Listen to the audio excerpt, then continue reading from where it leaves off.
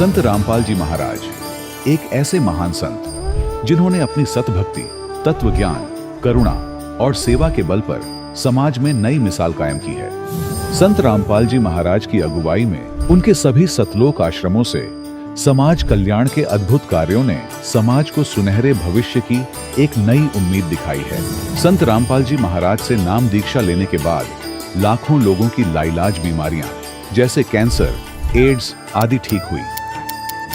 संत जी के ज्ञान से प्रेरित होकर उनके अनुयायियों ने लाखों यूनिट रक्तदान किया। संत जी ने लाखों बहन बेटियों का दहेज मुक्त विवाह करवाया।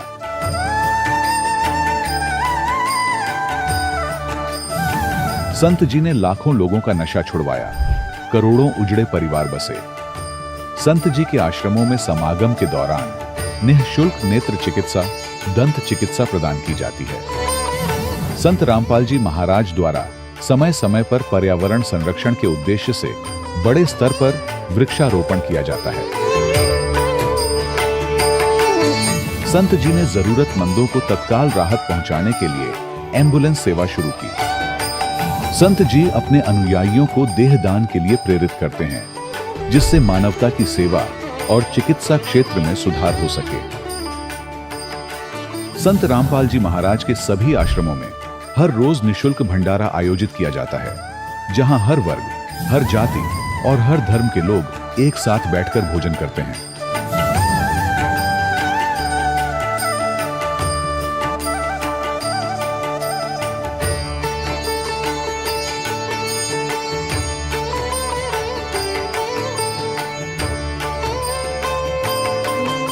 संत रामपाल जी महाराज की अन्नपूर्णा मुहिम ने गरीब और बेसहारा लोगों के जीवन में एक नई ऊर्जा और उम्मीद को जन्म दिया है। घर घर खाद्य सामग्री और जरूरी मदद पहुंचाकर संत रामपाल जी महाराज ने लोगों को दुख और मजबूरी से लड़ने की ताकत प्रदान की है।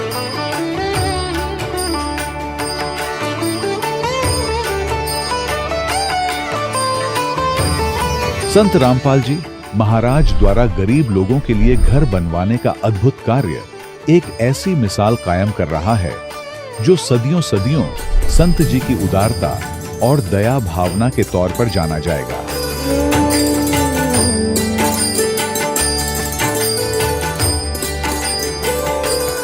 संत रामपाल जी महाराज के आश्रम में हजारों बुजुर्गों को सम्मान और प्यार के साथ जीवन जीने का अवसर मिलता है। उनके खाने, रहने और स्वास्थ्य की पूरी जिम्मेदारी संत रामपाल जी महाराज उठाते हैं। अनाथ बच्चों के लिए संत रामपाल जी महाराज के सभी आश्रम किसी वरदान से कम नहीं। यहाँ उन्हें शिक्षा, संस्कार और भविष्य के लिए बेहतर अवसर प्रदान किए जाते हैं। चाहे बाढ़ हो, भूकंप या महामारी, संत रामपाल जी महाराज और उनके अनुयायी हमेशा ही जरूरतमंदों के लिए सबसे आगे खड़े रहते हैं। कोविड महामारी के दौरान संत रामपाल जी महाराज के आश्रमों से करोड़ों लोगों के लिए भोजन, दवाइयां और जीवन रक्षक सामग्रियां उपलब्ध कराई गई। चाहे गरीब की मदद हो या किसी शोषित और पीड़ित वर्ग के हक और सम्मान की लड़ाई, संत रामपाल जी महाराज ने हमेशा ही उनकी दबी आवाज को सरकारों तक पहुंचाया है और उन्हें उचित न्याय दिलवाने में अहम भूमिका अदा की है।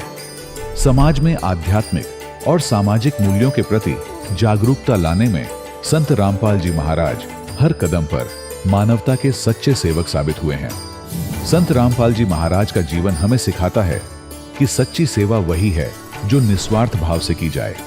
आइए हम भी इस महान सेवा के कार्य में इस महान संत से जुड़ें और संत रामपाल जी महाराज से नाम दीक्षा लेकर अपने जीवन को धन्य बनाएं।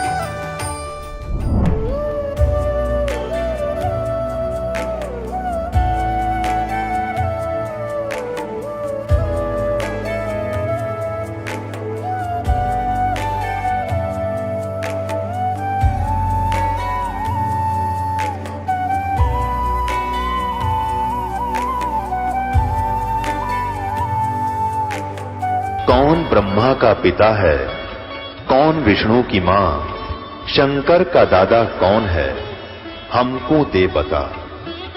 ये जानने के लिए कृपया सुनिए। जगत गुरु तत्वदर्शी संत रामपाल जी महाराज के अमृत वचन सर्व पवित्र धर्मों के पवित्र शास्त्रों के आधार पर। सत साहिब दर्शकों, समाज में लाखों धर्म गुरुओं की भीड़ है जो इस बात का दावा करते हैं कि हम ही पूर्ण संत हैं जो सही भक्ति साधना बताते हैं। सवाल यह उठता है कि पूर्ण संत की पहचान आखिर क्या है। दर्शकों, इन्हीं सवालों के चक्रव्यूह में घिरे हुए थे गुरदीप जी, जो कुरुक्षेत्र हरियाणा के निवासी हैं। इन्होंने अपने जीवन का काफी लंबा समय निरंकारी पंथ में बिताया, जिससे इन्हें कोई लाभ नहीं मिला। गुरदीप जी का कहना है कि इनकी जिंदगी तब बदली जब इन्होंने संत रामपाल जी महाराज की शरण ग्रहण की। आइए जानते हैं कि गुरदीप जी ऐसा क्यों कह रहे हैं। सुनते हैं गुरदीप जी की कहानी उन्हीं की जुबानी। सर नमस्कार। नमस्कार सर, क्या नाम है आपका? सर, मेरा नाम गुरदीप दास है। कहाँ से आए हैं?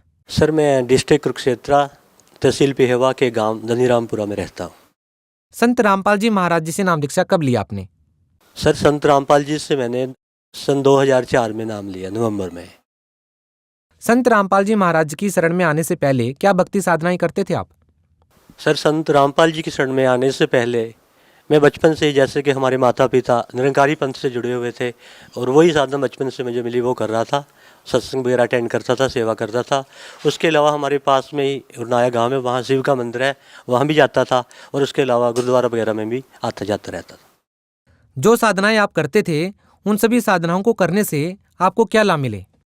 सर, इसके बारे में हमें पता नहीं था भी भक्ति से लाभ होता क्या है, लेकिन थोड़ा सा अंतरात्मा में ऐसा क्वेश्चन उठता था, कोई ऐसी भक्ति मिल जाए जिसके मोक्ष की प्राप्ति हो जाए। सर, अब आपने नाम दीक्षा कहाँ से ले रखी है? सर, इस समय मैंने संत रामपाल जी महाराज से दीक्षा ले रही।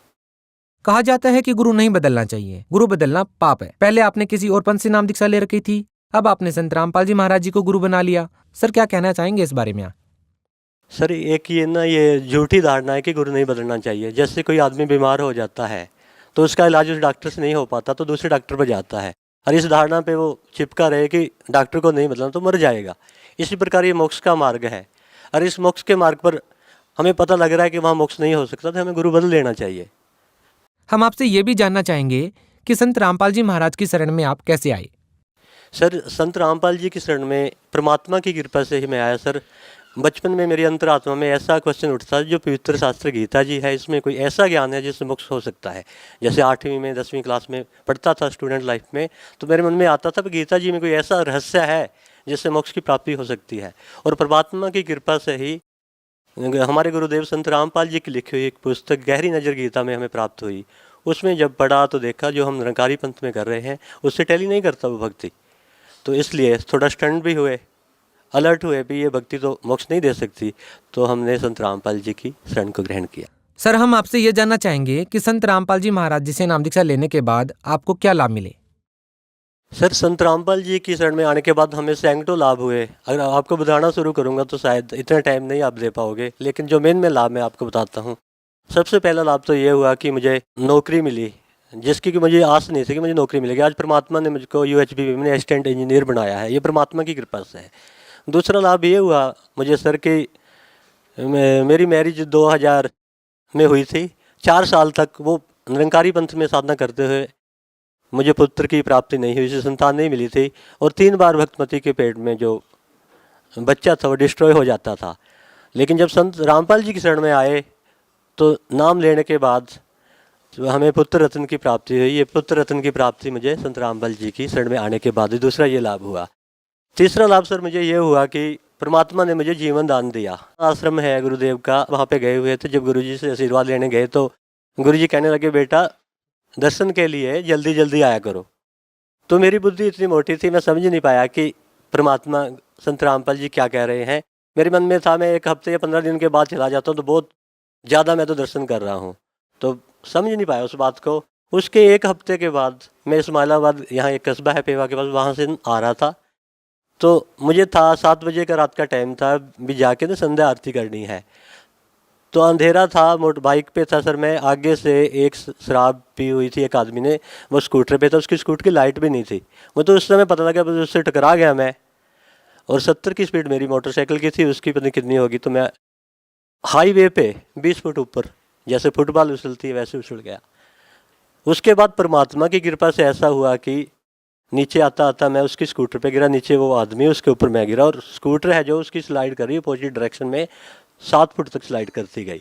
तो हेलमेट मेरे चकनाचूर, और जो मोटरसाइकिल थी वो खदानों में गई। और हाईवे पे इतनी ट्रैफिक होती है, परमात्मा ने ट्रैफिक को रोक दिया और मेरे को जीवन दान दिया। उसके बाद जब मैं गुरुदेव जी के पास गया तो मेरी बाजू में थोड़ा फ्रैक्चर था, पट्टी बंधी हुई थी। तो गुरुदेव कहते, बेटा ये क्या हो गया? मैं, गुरुजी मेरा एक्सीडेंट हो गया और मेरा हेलमेट भी चूरम चूर वहाँ पे हो गया। तो गुरुदेव बोले, बेटा ये आपका मृत्यु का योग था, परमात्मा ने आपके सांसों को बढ़ा दिया है। तो चौथा लाभ भगत जी मुझे ये प्राप्त हुआ परमात्मा की शरण में आने के बाद कि मेरे पेट में एक पथरी थी, उसका बहुत ज़्यादा दर्द होता था, सहन नहीं कर पाता, मैं रोता था।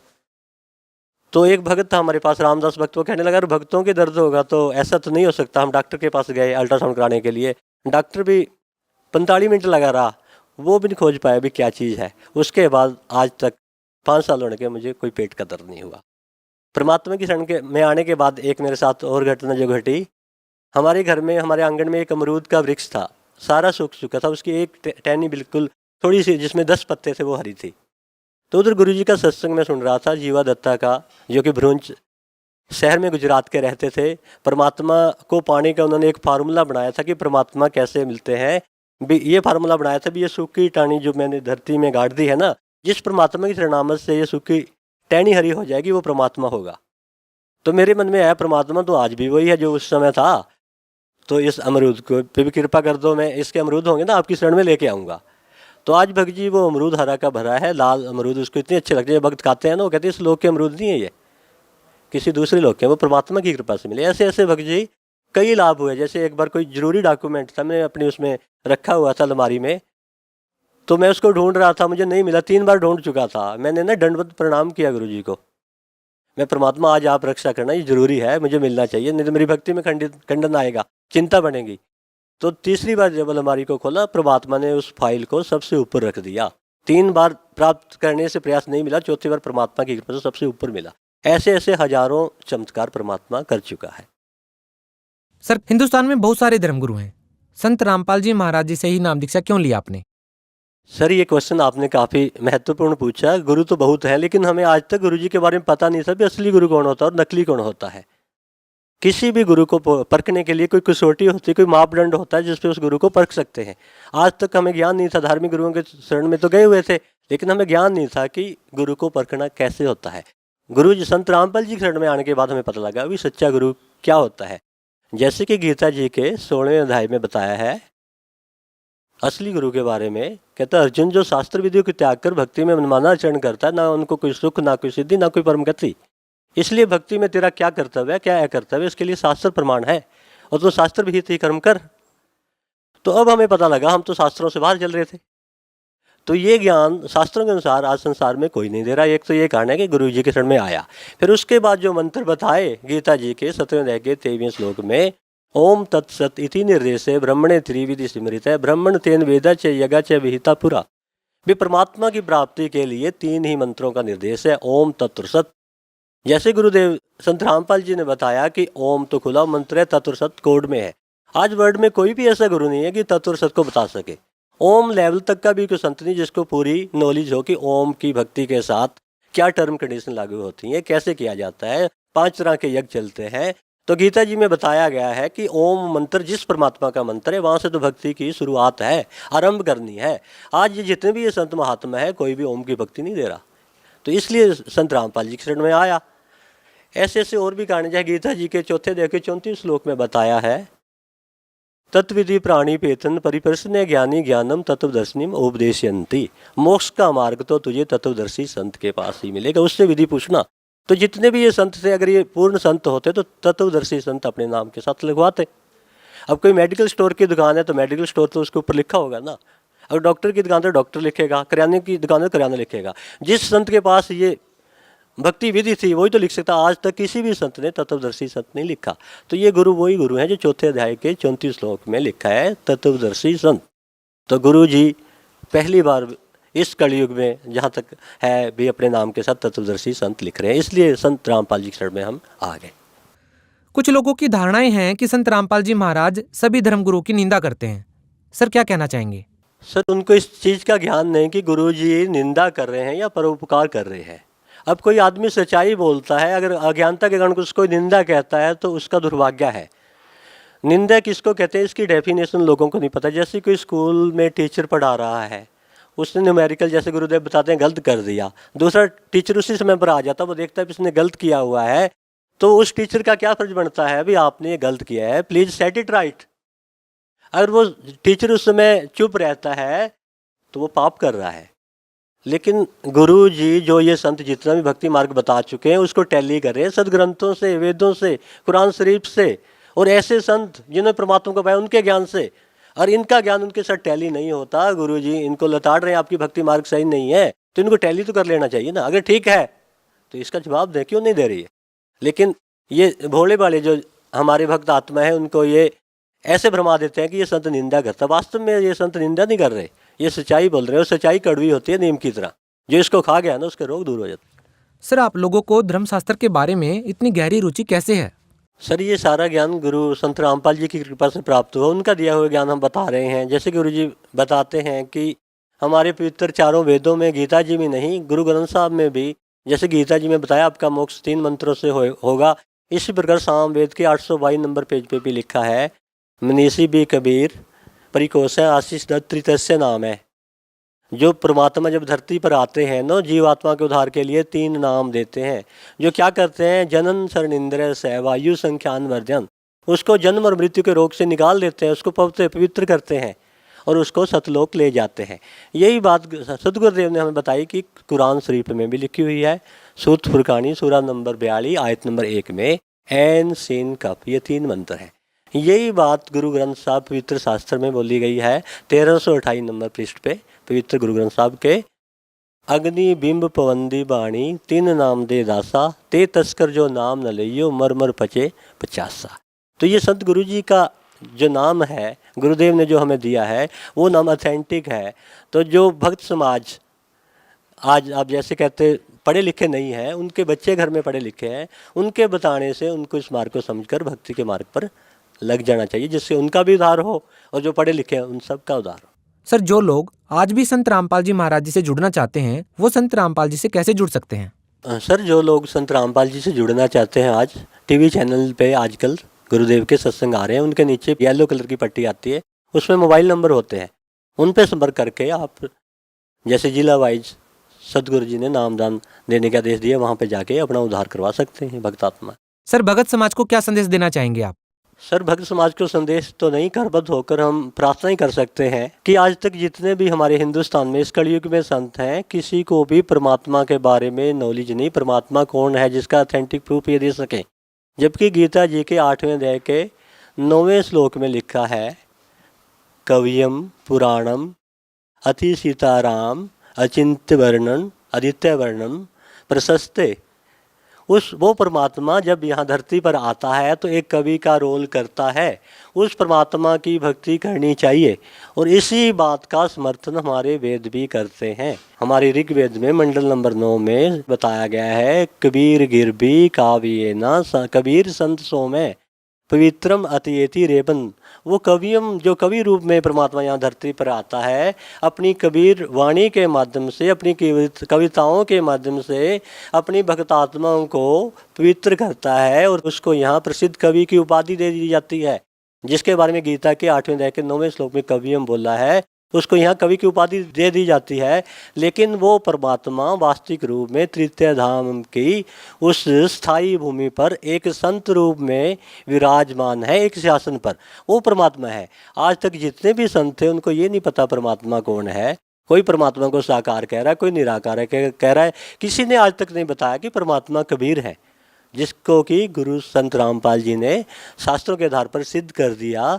इसलिए भक्त समाज से मैं यही करबद्ध प्रार्थना करता हूँ कि ध्यान से गुरुदेव जी की सत्संग को सुनो और उनके आधार पर जैसे वो प्रमाण देते हैं परमात्मा कौन है, उसकी प्राप्ति का क्या साधन है। जब प्रमाण मिल गए तो किंतु परंतु कोई क्वेश्चन नहीं रह जाता तो आपको परमात्मा की भक्ति करके यहाँ से पीछे छुड़वाना चाहिए, ये संदेश देना चाहता हूँ। सर बहुत बहुत धन्यवाद आपका। सच। दर्शकों, अभी आपने सुने संत रामपाल जी महाराज से दीक्षा प्राप्त करके सुखी हुए भक्त के अनुभव। अब देखिए जगत गुरु तत्वदर्शी संत रामपाल जी महाराज के मंगल प्रवचन।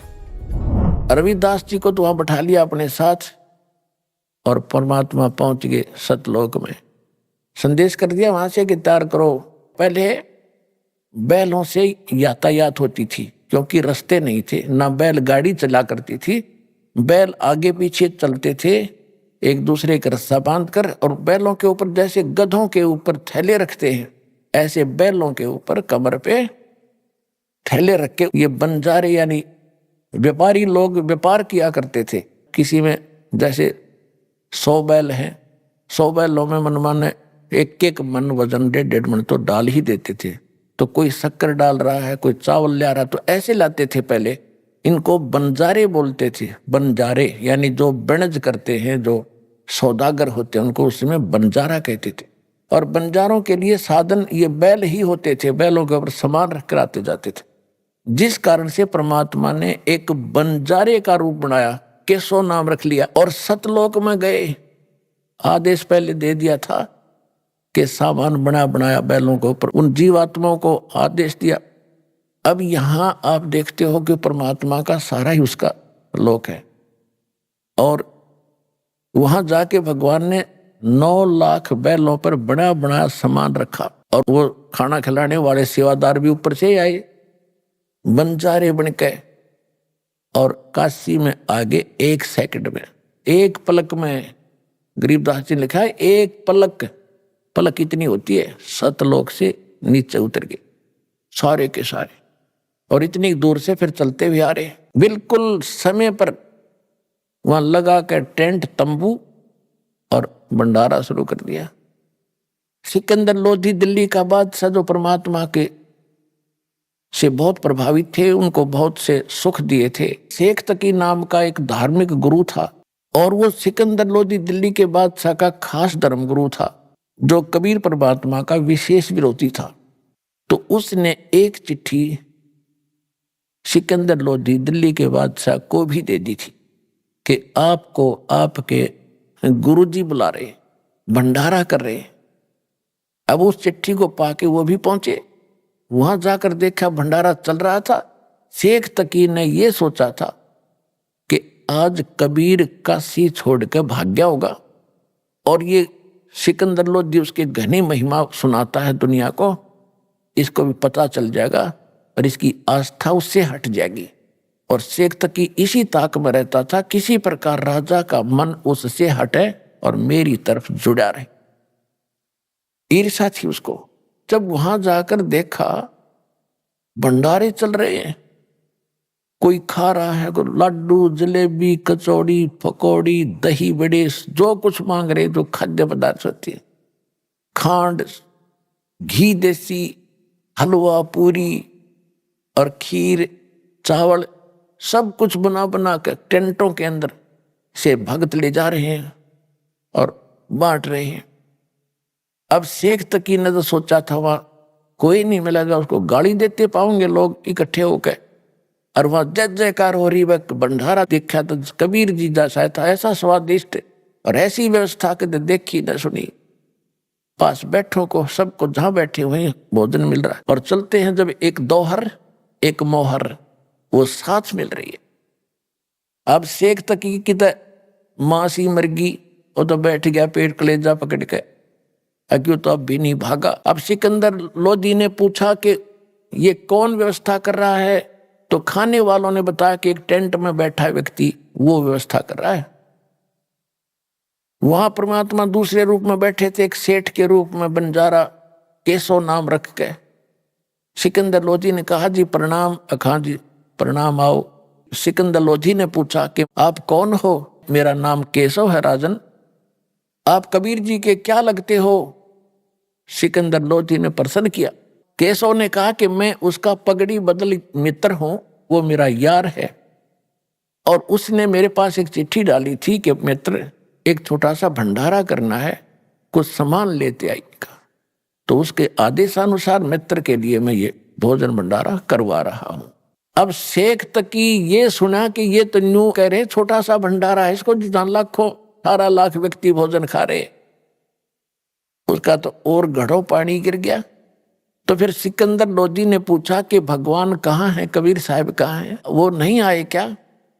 मेले में जहां भंडारा चल रहा है वहां नहीं आए हैं क्या?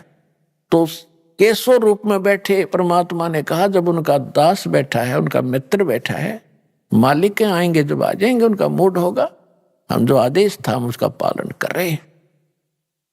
सिकंदर लोधी ने सोचा भाई पहले दर्शन करूंगा गुरु जी के और फिर भोजन खाऊंगा। झोंपड़ी पर चले गए, हाथी पर बैठे बैठे, सैनिक साथ में थे। अब सिकंदर लोधी हाथी से उतरा, दरवाजा खटखटाया, आवाज लगाई कि गुरुदेव दरवाजा खोलो।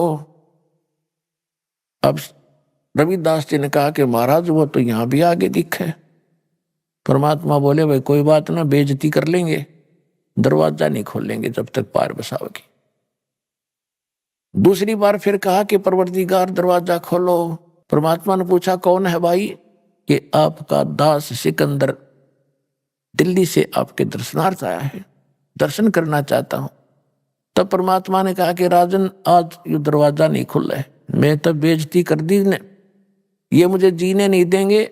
मैं तो आज इस काशी में हूं और घर छोड़कर अपने लेकर परिवार को कहीं दूर बसूंगा जाके, ये मुझे जीने नहीं दे रहे महाराज, मैं दरवाजा नहीं खोलूं, मेरी तो बेइज्जती कर दी ने।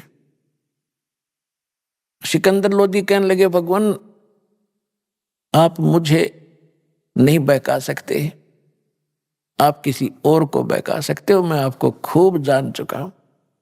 आप स्वयं अल्लाह की जात हो, आप स्वयं अल्लाहु अकबर हो, आप खुद इलाही हो, आप सर्वशक्तिमान हो। हे परवरदिगार एक बार दर्शन दे दो मुझे। इतना अधीन जब हुआ तो कहा रविदास खोल दे खिड़की। दरवाजा खोला तो मुकुट समेत दंडवत प्रणाम किया सिकंदर लोधी ने परमात्मा के चरणों और कहा कि हे परवरदिगार कोई अगर आपको पहचान ले फिर तो समस्या हल हो जा, आपको पहचानना ही कठिन है, आपने वहां रंग लगा रखे भगवान, आपकी जय जयकार हो रही है, 18 लाख व्यक्ति जीवने लग रहे हैं और सभी ये देखना चाहते हैं कि कौन है वो महान आत्मा, कौन है वो सेठ कबीर, उसके दर्शन तो कर ले जिसने ऐसा भोजन करा रखा है। आपके दर्शन करना चाहते हैं, उनका कल्याण हो जाएगा, एक बार दर्शन दे दो उनको। कहते हैं परमात्मा खड़े हुए वहां पर, जो ही झोंपड़ी से बाहर आए आकाश से एक मुकुट आया, सुंदर मनोहर मुकुट, और ऊपर से फूल बरसने लग गया आकाश से परमात्मा के ऊपर, कबीर साहब के ऊपर।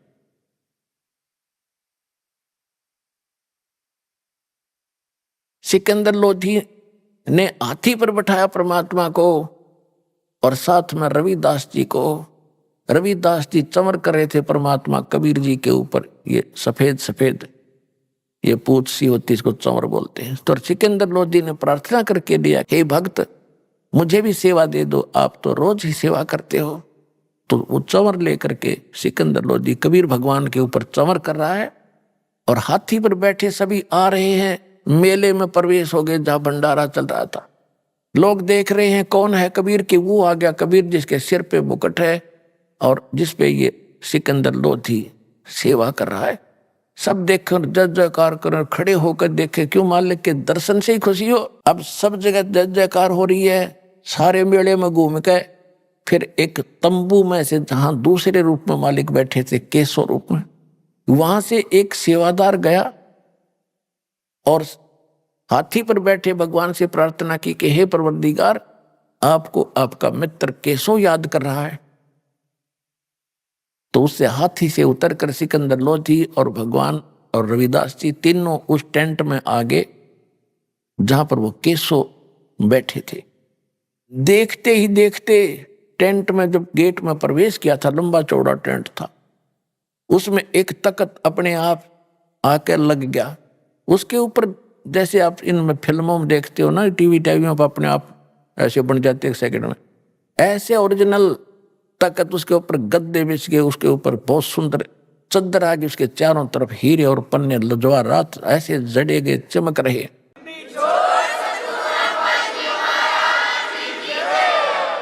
केशव ने खड़ा होकर कहा कि महाराज विराजो। उस तख्त पर भगवान बैठ के बीच में है और टेंट को साइड से ऊंचा कर दिया, ऊपर ऊपर रह गया। और फिर 8 पहर तक, ओए 24 घंटे तक केशव प्रसन्न कर रहा है और कबीर जी उत्तर दे रहे हैं। यानी 24 घंटे परमात्मा ने सत्संग सुनाया। जो भक्त आत्मा, जो दूर दूर से साधु संत आए थे, भक्त आए थे, और मोहन भोजन खिलाया 3 दिन तक, और 24 घंटे लास्ट में सत्संग सुनाया। तो मालिक के सत्संग को सुनकर लाखों की संख्या में परमात्मा के शिष्य बने। तो परमात्मा ने एक तीर में कई शिकार करे। एक तो उनकी फड़क निकाल दी जो भगवान के पीछे पड़ रहे थे। उधर से वो जो जैसे पुण्यात्मा हो, आप हो, आपके और भाई बहन हैं, कोई जगन्नाथ पर जाते हैं, कोई अमरनाथ पर जाते हैं, कोई राधा स्वामी पर जाते हैं, कोई दंडन सतगुरु का जाते हैं, कोई निरंकारी के, या कोई वैसे मंदिर माताओं की पूजा करे। ये सब भक्ति के लिए, भगवान के लिए तो भटक रहे हैं। और उस समय जो घर त्याग के आश्रमों में रह रहे थे, वो भी तो उसके प्यारी आत्मा थी भगवान की। वो भगवान के लिए तो भटक रहे थे। 3 दिन अपने बच्चों को वो भोजन खिलाया और उनके 10-10, 20-20, 50-50 वर्ष के वो सोना चांदी 2 दे दी। 2 रुन जाते बेची होंगी ताकि ये खा पी लेंगे भूखे मराण इस गंदे लोक में। इन पार तो जब होना है, जब कलयुग का यो समय आना, तब तक भी उनको राहत देंगे, दोबारा पहला नाम देंगे, उनको चार्ज करके चलेंगे। तो भगवान आपके लिए कैसे भटक रहे हैं? तो प्रसंग जो दास आपको आज क्लियर करना चाहता है, यदि तुम सभी उसके लिए तड़फोगे, भक्ति करोगे। जब 18 लाख आदमी, काशी में तो मेरे ख्याल में आधा भारत 18 लाख को नहीं खिला सकता था उस समय, एक दिन में एट ए टाइम। और जब सतलोक से उनके लिए भेज दिया तो यह 7 अरब हैं, 8 अरब हैं ये पूरे संसार की आबादी, उनको खिलाते उसने के देर लगेगी अगर आप भक्ति करोगे तो। ये वो भगवान है।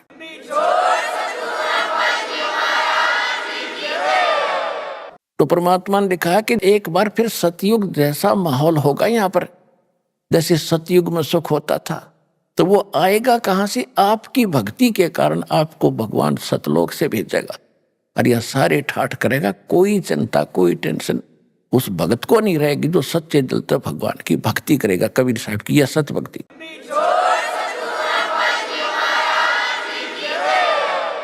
दास जो ये वचन बोल रहा है, ये किसी डूम भाट के गीत नहीं है, ये भगवान की बताई बातें हैं।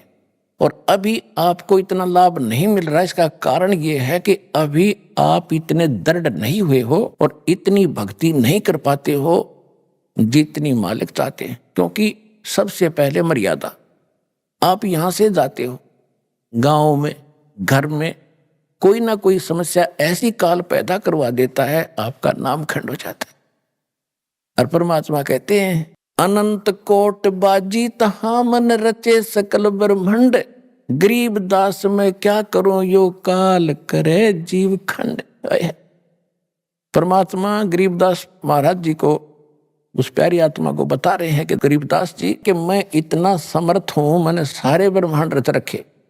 अनंत कोट बाजी तहां मन रचे सकल ब्रह्मंड, और गरीब दास में के करूं यो काल करे जीव खंड।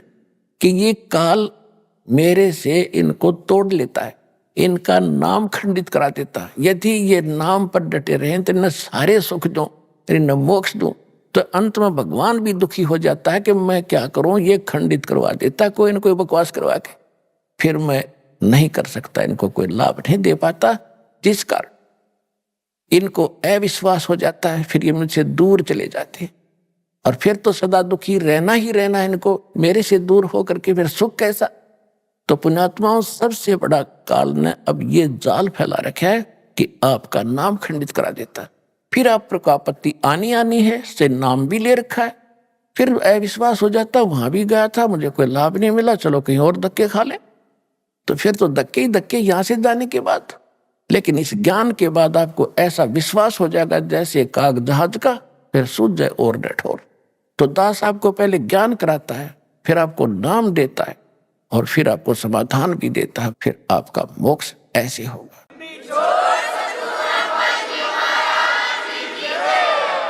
तो परमेश्वर ने कहा था कि कलयुग जब 5500 वर्ष बीत जाएगा, उसके बाद पूरे विश्व में सतयुग जैसा व्यवहार होगा, सतयुग जैसे विचार होंगे और पूरी सृष्टि, पूरा विश्व नाम लेगा मेरा।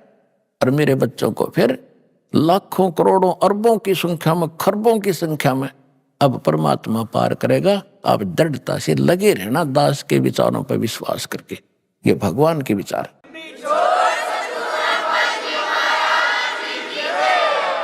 तो पुण्यात्माओं, ये ज्ञान देने के लिए परमात्मा स्वयं आते हैं और वो एक अच्छी आत्माओं को मिलते हैं और वो ही ज्ञान वो 600 वर्ष पहले बता कर गए थे।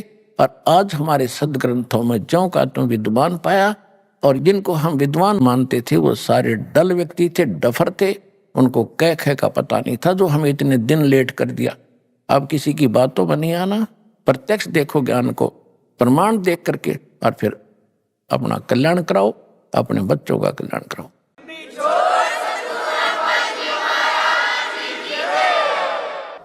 परम पिता परमात्मा पूर्ण ब्रह्म सर्व सृष्टि रचनहार, कुल के मालिक,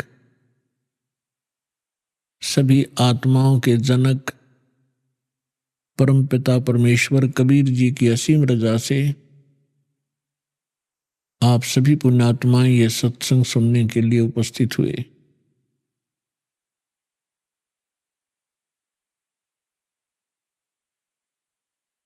बहुत ही जन्म जन्मांतर के कोई शुभ संस्कार जिस प्राणी के एकत्रित होते हैं उनको मानुष जन्म प्राप्त होता है। और मानुष जन्म प्राप्त करके उसको अपने उद्देश्य का पता लगे,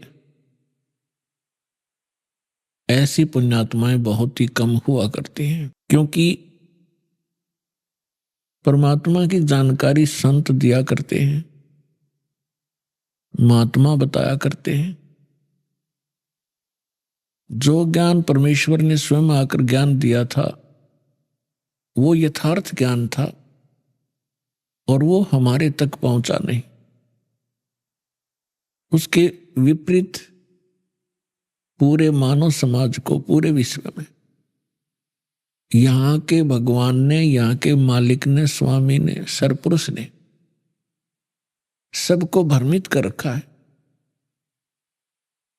ऐसी साधनाएं करवाई जा रही हैं जिनसे मोक्ष कभी नहीं हो सकता और ना ही जीव का कल्याण हो सकता। हम ऋषि महर्षियों की महिमा सुना करते थे और बहुत बड़े वो चमत्कार भी दिखाया करते थे। लेकिन अब हमें तत्व ज्ञान की रोशनी से पता चला कि वो अध्यात्म मार्ग का सबसे घटिया स्तर का उनका जो ज्ञान था और वो साधना थी जिसकी मानव को कति आवश्यकता नहीं है। हमें ज्ञान नहीं था जिस कारण से हम अभी तक इन नकली गुरुओं, नकली आचार्यों और शंकराचार्यों के उस लोक वेद को सत्य मानकर अपना जीवन नाश करते रहे। अनमोल मनुष्य जीवन को नष्ट करके हम खाली हाथ चले जाया करते थे। अब वो परमात्मा स्वयं आते हैं अपनी प्यारी आत्माओं को यथार्थ ज्ञान बताने के लिए। और पुण्यात्माओं, श्रीमद् भगवत गीता अध्याय नंबर 16 के श्लोक 23 और 24 में स्पष्ट किया है कि शास्त्र विधि को त्याग कर जो मनमाना आचरण करते हैं, मनमुखी पूजाएं करते हैं, मनमुखी साधनाएं करते हैं, उनको न तो कोई सुख प्राप्त होता है और न उनको कोई सिद्धि प्राप्त होती है और न ही उनकी गति होती है। और इन तीन पदार्थों के लिए, तीन वस्तुओं के लिए ही हम परमात्मा की भक्ति किया करते।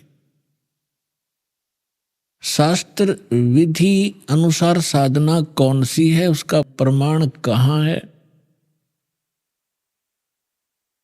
जिससे हम निर्णय कर सकें कि वो साधना कौन सी है और कहाँ प्रमाणित है और किन महापुरुषों ने वो साधना की जिनका मोक्ष हुआ हो और हम ये मानते हो कि सचमुच उन महापुरुषों का मोक्ष हुआ ही हुआ है। तो फिर हम आसानी से समझ सकते हैं कि जो साधना मोक्षदायक है वो कौन सी है और मोक्ष के विपरीत है वो कौन सी है, शास्त्र अनुकूल साधना कौन सी है, शास्त्र विरुद्ध कौन सी है। जब तक हमें स्वयं ये निर्णय नहीं होगा कि शास्त्र अनुकूल साधना कौन सी है और शास्त्र विरुद्ध कौन सी है, तो तब तक हम जो भी साधना कर रहे होते हैं उसी को सत्य मानते हैं, क्योंकि उसी समुदाय में जिसमें हम रह रहे होते हैं, चाहे हम किसी धर्म क्षेत्र में रह रहे हों या हम किसी संत गुरु के शिष्य बनकर अपनी भक्ति साधना कर रहे हों, तो वहाँ जितने भी धर्म के अनुयायी मिलते हैं या उस संत जिसके आप अनुयायी शिष्य बने हो उसके जो अनुयायी मिलते हैं वो सभी वही साधना कर रहे हैं और सभी सेट हो जाते हैं कि यही ठीक है, क्योंकि सभी कर रहे हैं। सबसे पहले तो हम ये निर्णय करेंगे कि सदग्रंथ किसे कहते हैं, वो सदग्रंथ कौन से हैं जिनको हम आधार मानकर अपनी भक्ति करें और निर्णय करें। पुण्यात्माओं, अपने हिंदू धर्म के अंदर जो महत्वपूर्ण और सदग्रंथ माने जाते हैं यथार्थ ज्ञान युक्त, सबसे पहले पवित्र चारों वेदों का नाम आता है और फिर उससे भी बढ़कर विशेषकर हिंदू समाज के अंदर श्रीमद् भगवत गीता वेदों से भी एक नंबर पर मानी जाती है, क्योंकि ये कहा जाता है कि चारों वेदों वाला ज्ञान और श्रीमद् भगवत गीता के अंदर संक्षिप्त करके सरल करके बताया गया है। ये बिल्कुल सही है। इसके बाद आते हैं पुराण और उपनिषद। पुराण क्या है, उपनिषद क्या है और वेद और श्रीमद् भगवत गीता क्या है, ये हमने समझना पड़ेगा। पुण्यात्माओं, ये मोक्ष मार्ग है, ये मनुष्य जीवन बहुत अनमोल है। मानव को अभी इसकी कीमत का ज्ञान नहीं है, केवल सुनते सुनते हैं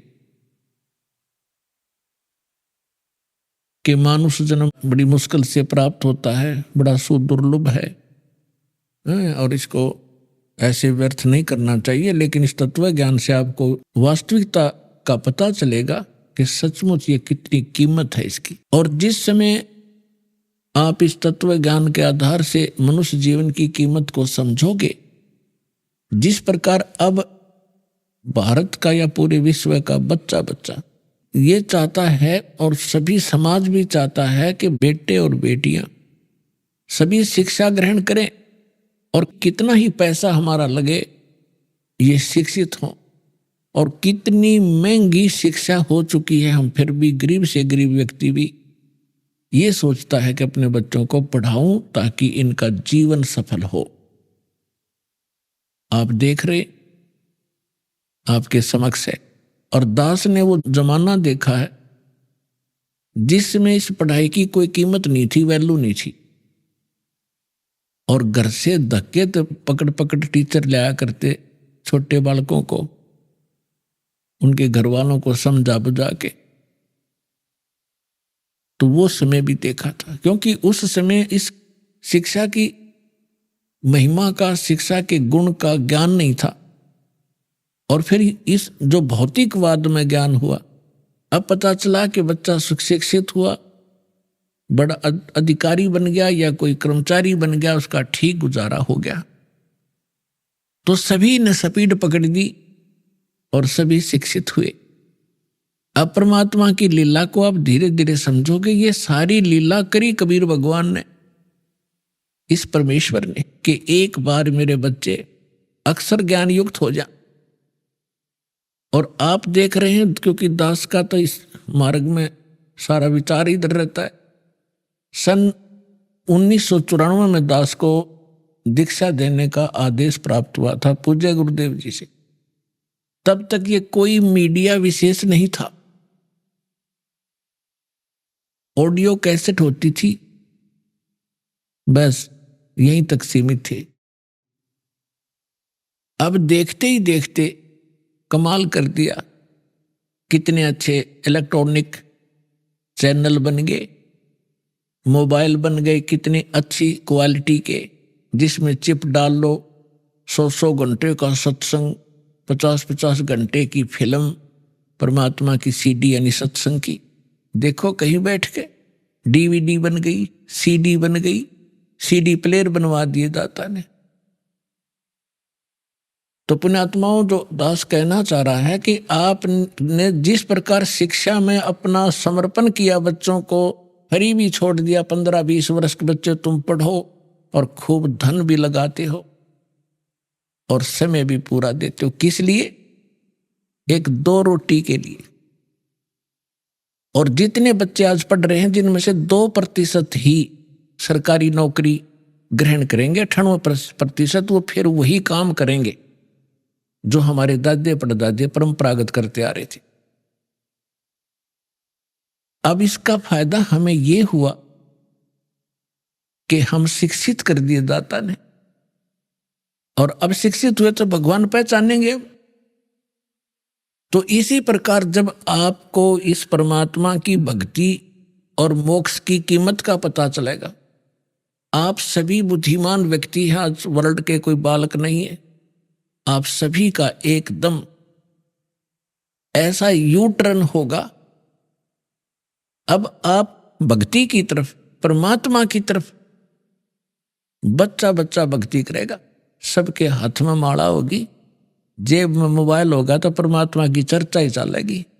ये बकवाद बंद हो जाएंगी जो जिनके लिए इसको प्रयोग किया जाता है। तो दास प्रार्थना ये करना चाहता है कि आप जी, दास जो आपको गॉड गिवन स्पिरिचुअल नॉलेज बता रहा है, प्रभु दत्त, परमेश्वर ने अपने मुख कमल से जो तत्व ज्ञान बोला है, वो तत्व ज्ञान अभी तक छुपा हुआ था, परमात्मा का आदेश था।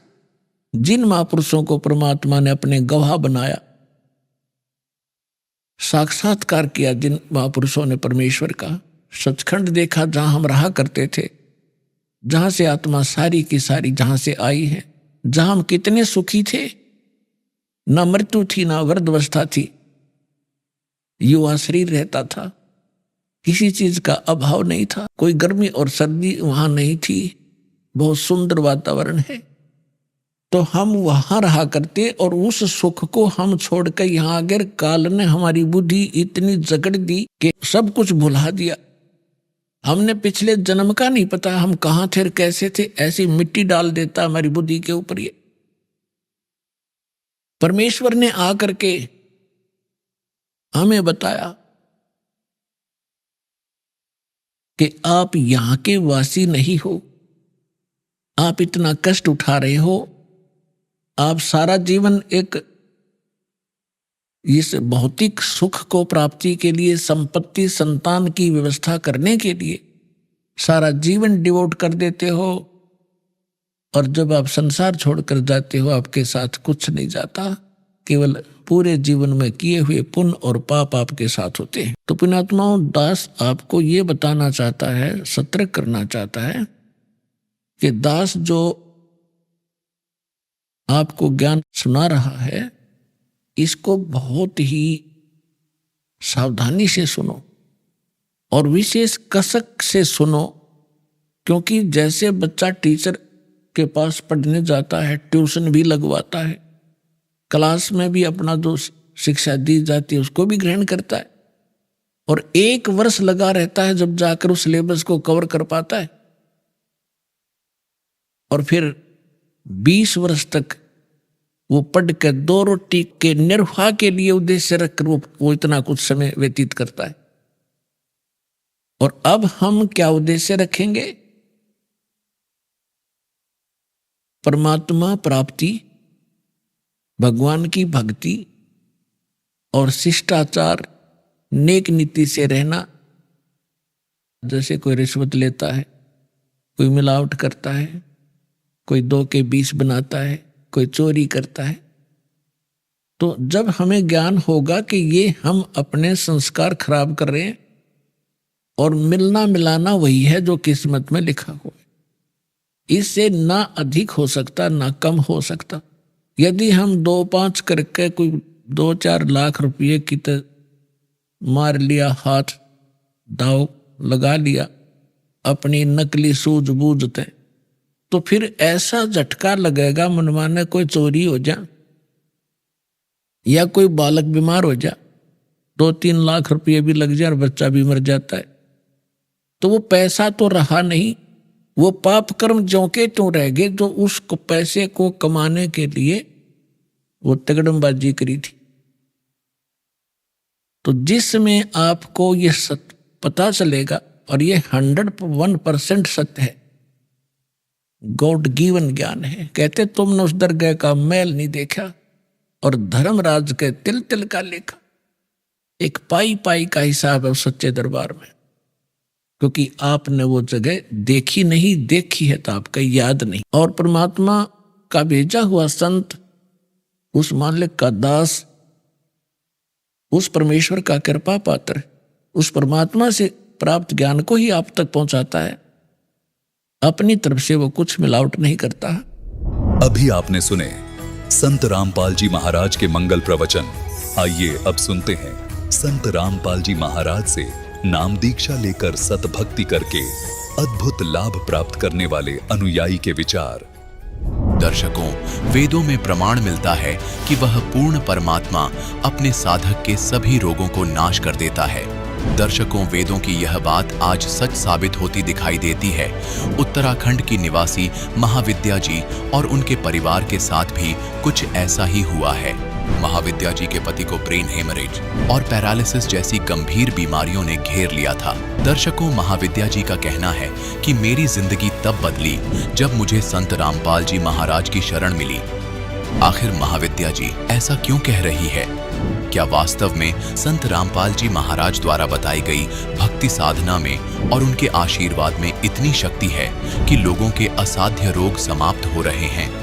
आइए जानते हैं इसके पीछे की सच्चाई क्या है। सुनते हैं महाविद्या जी की कहानी, उन्हीं की जुबानी। नमस्कार जी। नमस्ते जी। क्या नाम है जी आपका? मेरा नाम महाविद्या है। कहाँ से हैं जी आप? जी देहरादून, उत्तराखंड। संत रामपाल जी महाराज से नाम दीक्षा आपने कब ली? 2013 में मैंने संत रामपाल जी से नाम दीक्षा ली। संत रामपाल जी महाराज से नाम दीक्षा लेने से पहले क्या आप कोई भक्ति साधना भी करती थी? जी हाँ, जो जगत में प्रचलित भक्ति वही मैं करती थी जो सभी लोग करते हैं। क्या कारण बना कि आप संत रामपाल जी महाराज की शरण में आई? जी इसका कारण है, जब मेरा बेटा हुआ था 2011 में, तो वो बहुत बीमार था और उसे ना ऑक्सीजन, उसका पल्स रेट बहुत गिर रहा था और उसको शीशे में रखा जाता था और डॉक्टर कुछ भी नहीं बताते थे कि ये कब ठीक होगा, कब नहीं ठीक होगा। तो फिर हमारे पापा सबसे पहले नामदान लेकर आए 2011 में। तो उन्होंने आए और परमात्मा का जो अमृत जल दिया हुआ होता है उन्होंने मेरे बेटे को दिया। परमात्मा हम बोलते हैं संत रामपाल जी महाराज को, उन्होंने दिया और हमारा बेटा तीसरे दिन डिस्चार्ज हो गया हॉस्पिटल से। तब मुझे बहुत विश्वास हुआ कि हाँ, इनमें कोई शक्ति है, तभी मेरा बेटा ठीक हो गया। नाम दीक्षा हमने 2013 में तब जाके लिया परमात्मा से, संत रामपाल जी महाराज से। माँ विद्या जी, संत रामपाल जी महाराज से नाम दीक्षा लेने के बाद क्या आपको कोई लाभ भी मिले? हाँ जी, बहुत लाभ हुए हैं। परमात्मा की दया से पहले जो समाज की दृष्टि में है आर्थिक लाभ, वो मैं आपको बताती हूँ। पहले मेरे हस्बैंड LNT में फील्ड में थे, तो अच्छी जॉब थी। फिर उनको क्या हुआ कि पैरालिसिस अटैक पड़ गया और वो जॉब छूट गई और जिसके बाद से फिर उन्होंने उसी फील्ड में जॉब किया 7,000 की नौकरी से। आज परमात्मा की दया से हमारा करोड़ों का बिजनेस है, आयरन स्टील का बिजनेस है, वो सच साहिब ट्रेडिंग कंपनी के नाम से है। और मेरे हस्बैंड को 2014 में पैरालिसिस अटैक पड़ा और परमात्मा की दया से जब वो हॉस्पिटल में गए तो डॉक्टरों ने कहा कि भाई ये बोल कैसे रहा है, इसको तो ब्रेन हेमरेज हो जाना चाहिए या तो इसका डेथ हो जाना चाहिए, फिर ये बोल कैसे रहा है। तो फिर डॉक्टरों ने बोला कि आप ये पूरे बॉडी की इन्होंने MRI कराई और CT स्कैन भी कराया। MRI में निकला कि इनके ना ब्रेन में क्लॉथ जम गया है। तो फिर उन्होंने कहा कि दवा से हम देखते हैं उसके बाद से ठीक हो जाए, लेकिन परमात्मा से हमने प्रार्थना की तो परमात्मा ने कहा कि भाई, संत रामपाल जी ने कहा कि परमात्मा दया करेंगे, और परमात्मा की दया से ये 15 दिन में चल गए थे और आज बिल्कुल ठीक है। लेफ्ट हैंड उनका साइड बिल्कुल ही डैमेज था। 4 आदमी मतलब उठा के बिठाते थे, रजाई लगा के बिठाते थे, टॉयलेट बाथरूम भी इवन कोई लेके नहीं जाता था, ऐसे बॉडी गिर जाती थी और ज़रा सा भी मूवमेंट नहीं था, हरकत नहीं था उनके मतलब लेफ्ट हैंड साइड में। तो फिर परमात्मा की संत रामपाल जी महाराज की दया से वो चल गए थे, आज बिल्कुल ठीक हैं और कोई उन्हें प्रॉब्लम नहीं है। आज मेरे साथ आए हुए हैं, आप उनको देख भी सकते हो। नमस्कार सर। नमस्कार सर, क्या नाम है आपका? राजेश दास। सर, जैसे कि आपने बताया कि आपको ब्रेन हेमरेज और पैरालिसिस हुआ, तो क्या कंडीशन थी उस समय आपकी? उस समय कंडीशन ये थी कि लोग हमें बेडशीट में उठाते थे और लेके जाते थे, और बेडशीट पे ही मतलब हॉस्पिटल लेके जाते थे, बेडशीट से में ही फिर लेके आते थे घर। मतलब मैं अपने किसी के सपोर्ट के बगैर टॉयलेट में भी नहीं बैठ सकता था, तो हमें वाइफ जो पकड़ के बैठती थी, तब मैं टॉयलेट भी करता था मैं। सर, कैसे ठीक हुए आप? हमने नामदान लिया हुआ था 2013 में संत रामपाल जी महाराज से, तो उन्हीं के दया से ठीक हुआ। तभी मैं एकदम 10 से 15 दिन में मैं चलने लगा था बिल्कुल।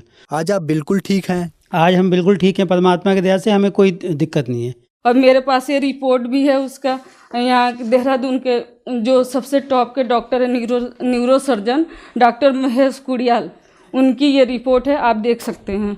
हाँ, ये रिपोर्ट है उनकी, आप देख सकते हैं कि इसमें ना क्लॉथ ये जमा हुआ ब्रेन में। हमारे संत रामपाल जी महाराज की कृपा से ही ये ठीक हुए हैं। हम तो यही जानते हैं कि ये हमारे पूरा परमात्मा है, ये कुछ भी कर सकते हैं।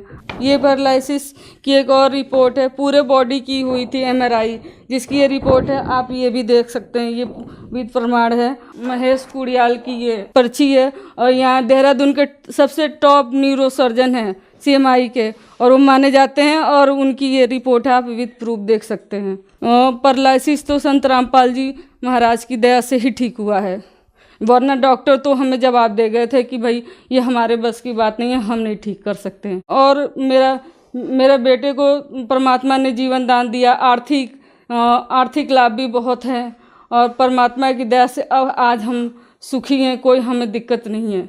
6-7 साल से मेरे पैरों के नेल खराब थे और सारे डॉक्टरों को दिखा लिया था। डॉक्टरों ने बोला कि भाई हम ये ठीक नहीं कर सकते, या तो नेल जड़ से निकाल दीजिए या तो फिर इसका कोई इलाज नहीं है। फिर हमने परमात्मा से अरदास करी तो परमात्मा ने कहा कि बेटा ये ठीक हो जाएगा, और हमने मंत्रों का जो गुरुजी हमारे बताते हैं, सुमरन करने के लिए देते हैं, उसका सुमरन किया तो वो अपने आप नेल्स ठीक हो गया, कोई दवा की ज़रूरत नहीं पड़ी। संत रामपाल जी महाराज से नाम दीक्षा लेने के बाद आपको बहुत सारे लाभ हुए, आपने रिपोर्ट्स भी दिखाई। तो जो लोग आज आपको देख रहे हैं, खास करके महिलाएं, उनके लिए आप क्या कहना चाहेंगी? जो दुखी हैं, हमारी तरह बीमारियों से छुटकारा पाना चाहते हैं, तो वो संत रामपाल जी महाराज से आके दीक्षा ले सकते हैं। जगह जगह नामदान सेंटर खुले हैं पूरे देश में, टीवी चैनलों पे आता है, तो आप उनसे, उसमें एक पट्टी चलती है, उसमें आप नंबर आते हैं और किसी भी वहाँ से फ़ोन करके पता हो सकता है कि आपका नज़दीकी नामदान कौन सा है, तो आपको बता देंगे कि आप कहाँ से नाम दीक्षा ले सकते हैं। धन्यवाद जी। सच्चा है।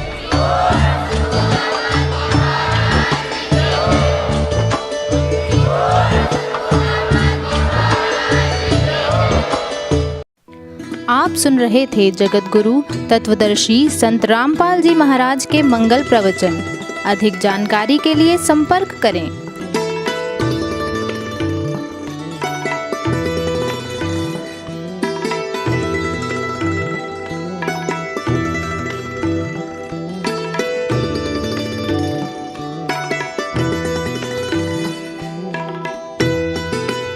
जगत गुरु तत्वदर्शी संत रामपाल जी महाराज जी के पावन सानिध्य में भक्ति की अलख जगाने तथा श्रद्धालुओं को सत्य भक्ति मार्ग का रास्ता दिखाने हेतु कनाडा के लोकप्रिय channel the TV NRI channel पर जगत गुरु तत्वदर्शी संत रामपाल जी महाराज जी के मंगल प्रवचनों का प्रसारण प्रतिदिन सुबह 7:30 बजे से 8:30 बजे तक तथा रात्रि 7:30 बजे से 8:30 बजे तक किया जा रहा है। इस सत्य भक्ति मार्ग को अपनाने के लिए अधिक से अधिक सत्संग प्रसारण देखें। इस सत्संग प्रवचन का सीधा प्रसारण संत रामपाल जी महाराज लाइव सत्संग YouTube चैनल और जगत गुरु संत रामपाल जी महाराज फेसबुक पेज पर भी देख सकते हैं।